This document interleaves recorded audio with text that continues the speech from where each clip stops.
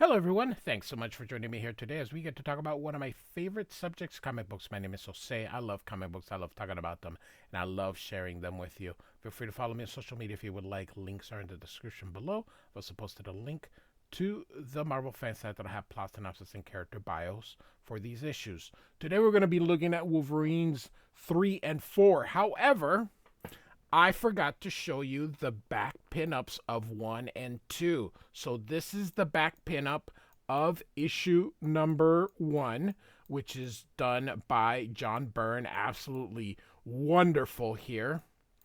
I love the black. I don't know. It's really, really, really freaking cool. So that is issue 1 pinup.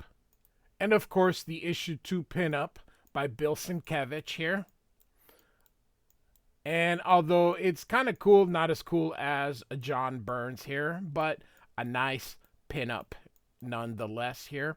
Then this was what was the back cover. So, which brings us to then our main story, Wolverine number 3 and 4 from 1988. Here we got number 3 continuing where number 2 left off. I have a playlist. Feel free to check that out. And so Wolverine with that sword and a shooter here. And I think Jessica McCabe is here. I don't remember. So, all right, here we go. Wolverine now has the black blade. And so he says the bond has been forged and can never be broken. And so here he's got Spider-Woman, Jessica Drew here. Here's our credit. Chris Claremont is our writer. John Buscema is the penciler. And Al Williamson is the inker. Bob Harris and Tom DeFalco continue the editorial. And, of course, one of the greatest letterers of all time, Thomas Zukowski. My man needs an award. And so here, of course, is McCabe with the Silver Samurai. And he lets him know that the blade is now possessed Wolverine, just like it did Spider-Woman before him. And so she's like, we got to do something. And Wolverine's like, the woman's fate is sealed, mortals, as is yours. Should you be fools enough to interfere? Of course, she yells no. The roof is about to collapse, but she's going to go in. And so Silver Surfer's like, you're an idiot. But you're brave. And of course her dress is burning, and Silver Samurai cuts it loose. So now she's got a mini skirt. He helps her and it gets her out of there. Of course, she's like, we gotta go check it out. And he's like, no, they're probably dead. And of course, McCabe is like, no, I don't think that oh no, sorry, that's the Silver Samurai talking. Wait, is it her? I'm sorry, this is here and then this is here. Okay, nope, my bad. So all this is a Silver Samurai going all this way from here to here. Okay. And so he's like, they're probably dead. However, it doesn't look like it's a suicide, and they're probably covering their trail. But they don't know where they're going. And she's like, yes, I do. Of course, in here, we're at the Princess Bar. And Lowtown in Madripoor is not very safe, and everything's corruption. And this is like the former chief, but everybody's hired here. And so he's like, hey, I've been told that there's a silent partner. Care to elaborate? No, perhaps some other time. So he says, we had a spectacular fire. And so here comes McCabe, who's still wearing her shoes for some reason, and the mini dress. Of course, they come through, and he says, who are them? And he's like, well, I better be going. And so perhaps by then you or your friends will have some news. And he's like, gives her a kiss. He's like, I'm the chief of police. I know everyone in Madripoor, just as I like to know everything that's happening. And so he says, see you tomorrow. And so of course, oh, I forgot his name. I am so sorry. They had mentioned it on the previous page. Um, O'Donnell. Okay, so O'Donnell is like, great. You do all that, and then you come in here while he was trying to uh get information from me, and he's like, hey, I used the back entrance. I didn't know, and she's a bit drunk here. And Silver Samurai is like, he recognized me. I am wanted by the world over. Why didn't he arrest me? And he's like, he just tell him this is more important than a simple punch up. So he'll be back. He wants some answers. So they said, where's Patch? And he's like, he's been possessed by the sword. And so um, they have to find him. And he's like, it's a big island. I live here, and I couldn't tell you where to begin to look. And Silver Samurai says, Lindsay says you have 3 cultist prisoners in your cellars. Might they not be persuaded to cooperate? And he's like, well, we've tried, and they seem like they're going to be able to die. And she's like, how about if I ask nicely? So here they come, and McCabe comes in. And of course, she's like, hey, tell me what I want to know. This one spits on her.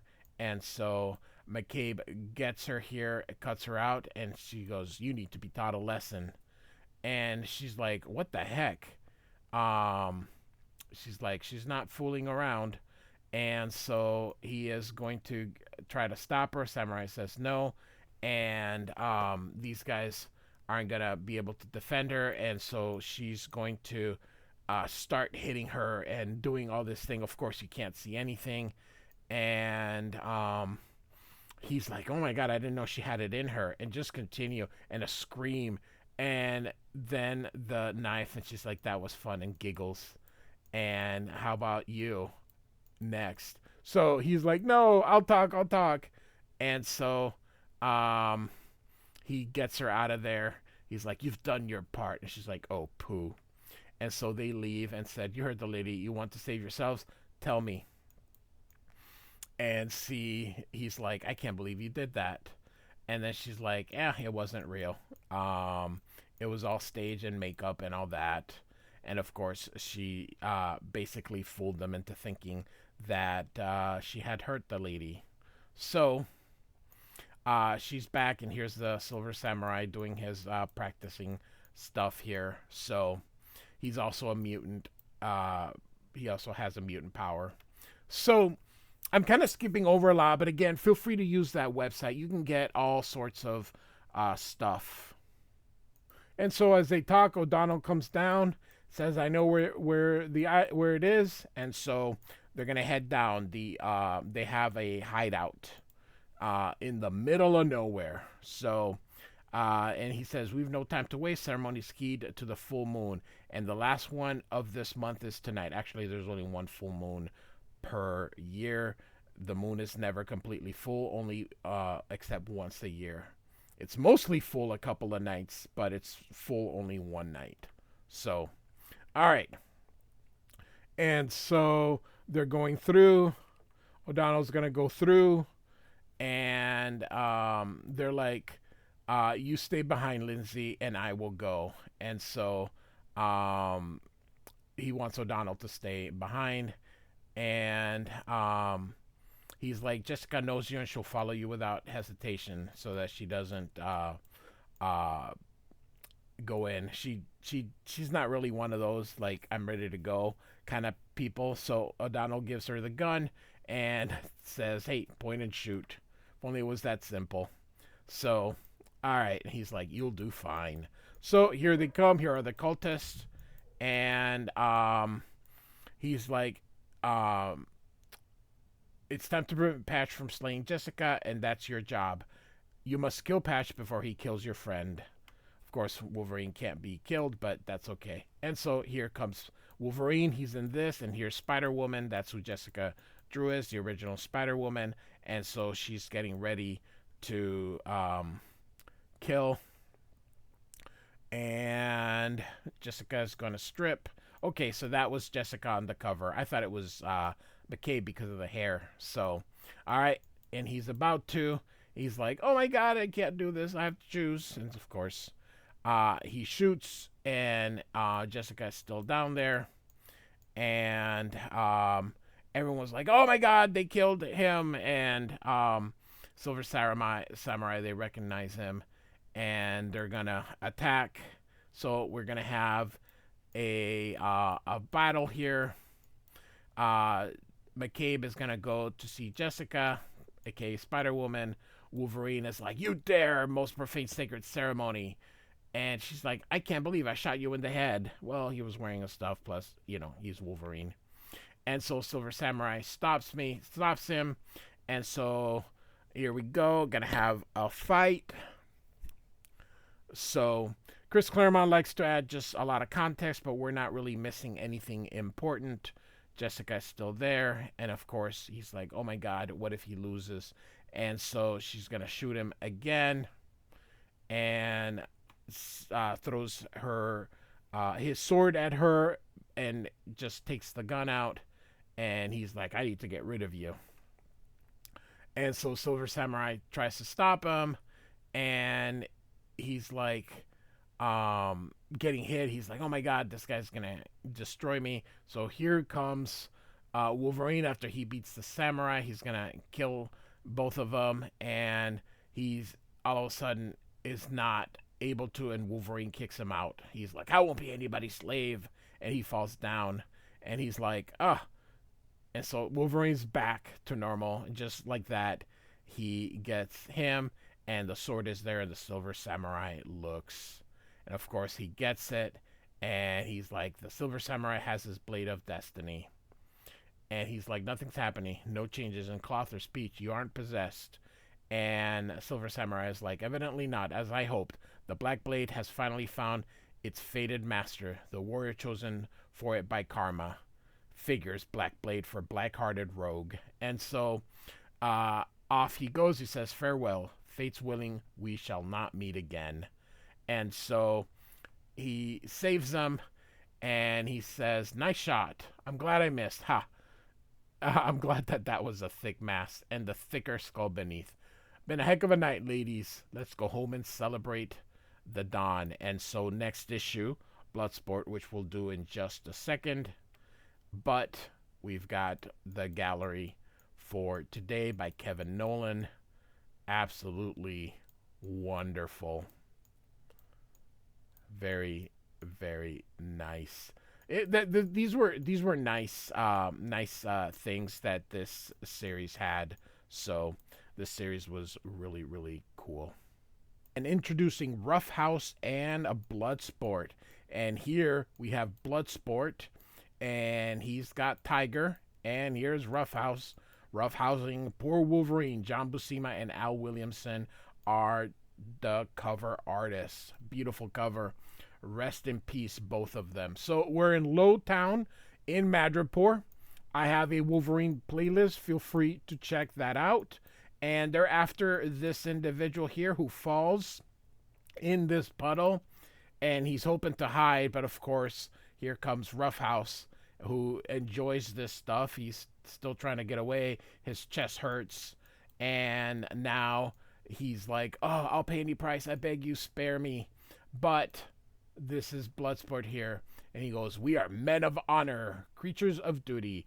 Our service is already pledged, and the only coin that Dreadlord will accept for his Eventide's work is thy life." And so he kills him. So Bloodsport is the title here, and this is a Chris Claremont written. Chris Claremont does the first 10 issues, and poor Orzechowski, he letters this, and he letters Uncanny X-Men. This poor dude. He unfortunately doesn't get paid by the word. My goodness gracious. One of the greatest letterers of all time. Top 3. Todd McFarlane was very smart to take him. So the cops find the body, and Wolverine there is with them. And so he's like, do we blame the usual suspects? And this guy thinks it is a some kind of gang war, which it is. I should have gone back to the credits. I am so sorry. I was talking about Orzechowski here. Chris Claremont is our writer. John Buscema is our penciler. Al Williamson is the inker. Harris and DeFalco are the editorial. So, all right. And so Wolverine is going to kind of take a look here. He's currently working for Tiger. And so he gets down and smells, and he's like, I think this is connected. But he doesn't tell the cops anything and says, are you going to log this as a murder? He says, until we hear otherwise. Rumor has it the Chancellor planned to recommend the prince that he acknowledged Tiger as the new crime lord. And Wolverine says, you figure somebody object, and Ace Raja to prevent it. That's the guy that was killed.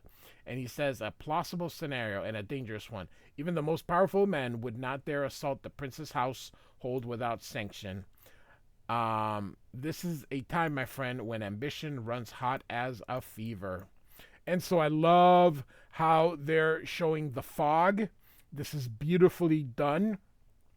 And Wolverine kind of just really cool. I love old school art. So, all right.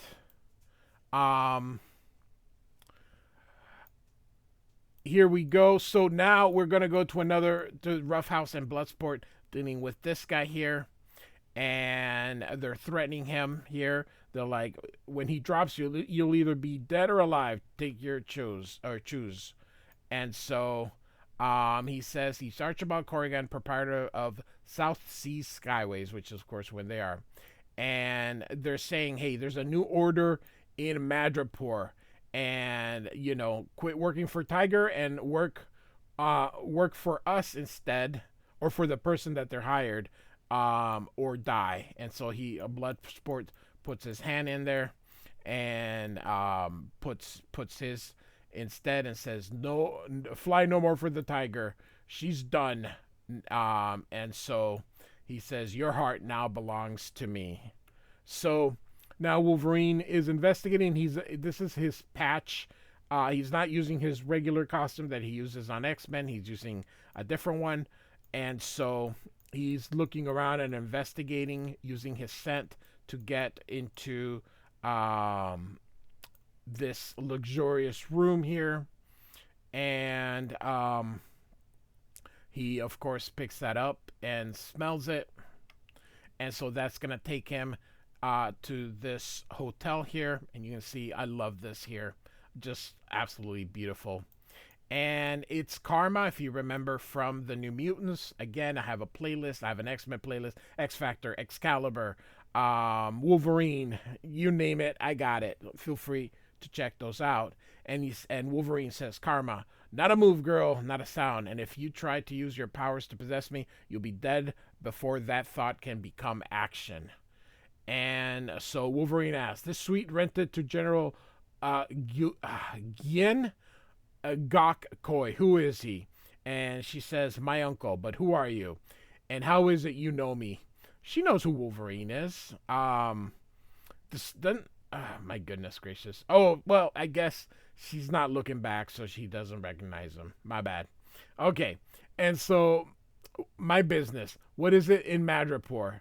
And she says, what he always does, power. And you help him? And she says, I have sworn myself to his services. And he says, why? And she says, that's my business. You were with the Chancellor Ranjamarian earlier tonight. He's dead, murdered. And she screams, no. I love the red being put in there. Someone or something sucked the blood right out of him. Are you responsible? Better sort out which side of the line you stand on, Miss Xian Koi Man, the good or the bad, the yin or the yang, and be prepared to take the consequences. And so Wolverine leaves her. Now we've got the original Spider-Woman, Jessica Drew and Lindsay McCabe. And so they're out experiencing the town here, and they're like, oh my God, it's still wiggling. I'm not going to eat it. Meanwhile, Roughhouse comes in and kisses them both. Of course, they're like, eh. And Bloodsport's like, leave them. We have other stuff to do. And he's like, hey, cuties, I'll be right back. And of course, Jessica Drew is like, erg. somebody yells, "Help me!" Look at them; she's bleeding all over, and so while Lindsay helps, here comes Spider Woman. Well, she's not really Spider Woman anymore, but she goes up. She still has her powers and goes through, goes down, and sees everyone is dead, including here the tiger is dead and a vault taken. And so Jessica Drew says, "We're in the middle of a gang war." And so they meet with Wolverine here at the Princess Bar, and he lets them know that that was. Well, first they talk about Koi and how they these two kicked him out of San Francisco, and now that he's setting up, and that he's hitting all of Tiger's places, and this place that he hit was her bank, and she can't take any more. And Tiger shows up and says, "I did not climb my way to the top of the mountain simply for the view, and I'm not ready to relinquish my place." And Wolverine says, that's what the other person saw, Rock, who was before her. And he's like, "It's the way of the jungle." And she says, "The tiger is the king of the jungle." So they introduce to her friends, and of course, Jessica Drew is a little bit perturbed by her. She doesn't like criminals, no matter how fancy their appearance is. And of course, Tiger says, "I am what I am." If you remember the previous video, she was the former from X-Men 230, I believe, the banker. And so Wolverine is like, or she needs to go someplace and wants Wolverine to go, and she has to meet the prince. And Wolverine says the prince getting involved with low-town affairs, that isn't like him. And she says that's what oh my gosh, Rajmarian's responsibilities were. With the Chancellor slain, the prince must act for himself. I suppose he wishes to settle matters, head off another war before things get out of hand. And of course, Wolverine tells them they already are. So they're driving, and some talky talk, but it's really not too important. But here comes Roughhouse, and he destroys the car. And we're actually going to see an ass kicking here. As basically Tiger and Wolverine get absolutely hit hard. And you can even see Wolverine hits him, and he laughs. He's like, "I haven't been hit this hard in ages." It wasn't enough, and hits Wolverine. And she tries her best, but you see she's got like claws in her gloves, but Bloodsport grabs her. He's got a power to make blood come out of people, and so you can see that she's starting to bleed. Wolverine pops his claws. Roughhouse still beats him up. He's not doing nothing, but Karma appears in her New Mutants uniform and possesses them and tells them to leave. And so they do, and Wolverine catches Tiger, and he says, "Get out." And so they do, and then when they come to, they don't know what's happened. And Tiger needs to go to the hospital, and of course Wolverine says that's the first place they're going to look. And so she has to stay there until Wolverine says, "Dust settle." And he wants them to watch us. She's like, "We don't know this town." And she's like, "Nope, you're the only people I trust." And then he says, Spider-Woman says, "This isn't our fight." And then he explains to her that she's not a regular criminal. She doesn't deal with drugs or slaves. That Koi does, and her old predecessor, and she's actually trying to clean up crime. I don't know. We'll just go with it. Clean up crime. And so they need to do it here, so they're gonna watch her and take her while Wolverine goes out. And so he's gonna go to that airfield that they had gone in there. Of course, he is scared, and he says, "I got a job for you." And he says he's not interested. And he says, "I'm calling Tiger's marker. I can't take no for an answer." And he's like, "My gun says you will." And he says, "I'd reconsider it if I were you." And there he puts the gun down. So Now, having breakfast, we see General Coy here and um, Karma here, and so they're having is it breakfast, lunch? I don't know, but here comes um, Bloodsport and Roughhouse, and they let him know that they failed. They had him, but somehow um, they um, they got away. They don't know who it was, and she's nowhere to be found. And her bodyguard has left. He's like, "Hey, I can't fail. I can't have the prince back anybody else." And so they're like, they even know that Corrigan is the one that took him. And so Karma's like, perhaps he's bound to the inevitable. And his uncle says that we must assume the worst. And he says, the best way to counter attack is to strike at my opium plantations on the mainland. If Patch is saving his own skin, fine, let him go. If, on the other hand, he's off to play the hero along with Corrigan, this proving an ideal opportunity to test his true loyalty. I want a most appropriate welcome prepared. So he thinks that they're going to attack his drugs. And so he asks for a toast, and Karma doesn't want to, but he kind of pressures her. So he's look at that look. And so as they go, she crashes out and goes, "What have I done? Mother of Angels, what am I to do?" Next, Hunter's Moon. And so, real quick, back in the day, the Wolverine had a pinup gallery at the back cover. And so here we have a wonderful one by Barry Windsor Smith. So, all right, Wolverine 3 and 4 by Chris Claremont and John Buscema with Al Williamson. Like and subscribe. This is really a nice pinup. And I do thank you for listening.